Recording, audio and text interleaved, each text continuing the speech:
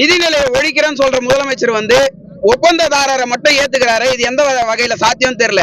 எங்களோட ஊதியத்தை எங்களுக்கு நேரடியா கொடுத்தா மின்சாரத்துறைக்கு மட்டும் குறைஞ்சது மாதத்துல 50ல இருந்து 500 கோடி ரூபாய் லாபம் கிடைக்கும். என் பேர் அரவிந்தன்.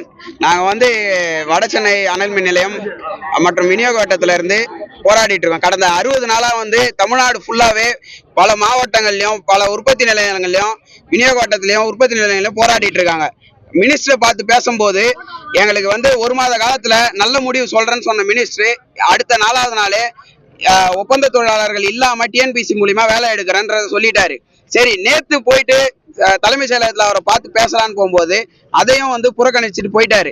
நான் எந்த ஒரு அசூரன்ஸுமே கொடுக்க முடியாது அப்படின்றத ஸ்ட்ரைட்டாவே சொல்றாரு.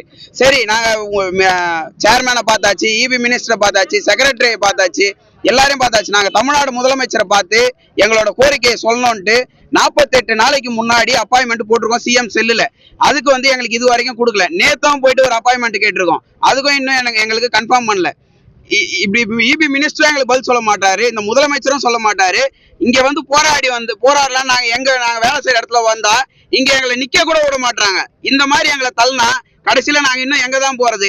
எங்களுக்கு இந்த மினிஸ்டர் பதில் சொல்ல அடுத்த கட்டமா இருக்க முதலமைச்சர் எங்களை கூப்பிட்டு ஒரு 2 நிமிஷம் எங்க கிட்ட பேசி எங்க குறைய கேட்டு எங்களுக்கான முடிவை சொல்லணும். ஒண்ணு எடுக்கிறேன் இல்ல எடுக்க மாட்டேன்னா சொல்லிட்டாங்கன்னா நாங்க அடுத்த வாழ்க்கையை பார்த்துப்போம். இதுல பல பேர் வாழ்க்கையை தொலைச்சிட்டு நிக்கிறாங்க.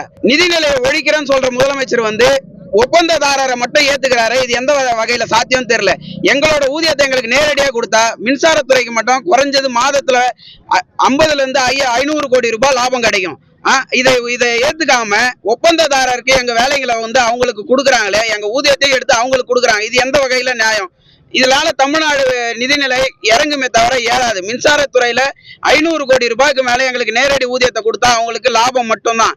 இத முதலமைச்சர் கூப்பிட்டு எங்களை பேசுற வரைக்கும் இது ஏதாவது ஒரு கட்டத்துல விபரீதமான முடிவுக்கு போற அளவுக்கு இந்த முதலமைச்சர் வைக்காம எங்களை கூப்பிட்டு சீக்கிரம் பேசணும். எங்களை கூப்பிட்டு அவர் பேசாம இந்த போராட்டத்தை நாங்க முடிக்கிற மாதிரியே இல்லை.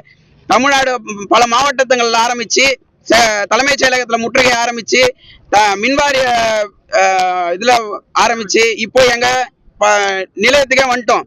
இங்க வந்து மின்சாரத்தை துண்டிக்கிறதுக்கு எங்களுக்கு ரொம்ப நேரம் ஆகாது. அந்த லெவலுக்கு எல்லாம் போகாம இங்க இருக்கிறவங்க உயிருக்கு எந்த பாதிப்பும் வராம முதலமைச்சர் கூப்பிட்டு எங்களை பேசணும். கூப்பிட்டு எங்களுக்கு நல்ல முடிவு தெரியாம நாங்க இங்க இருந்து போற மாதிரி இல்லை.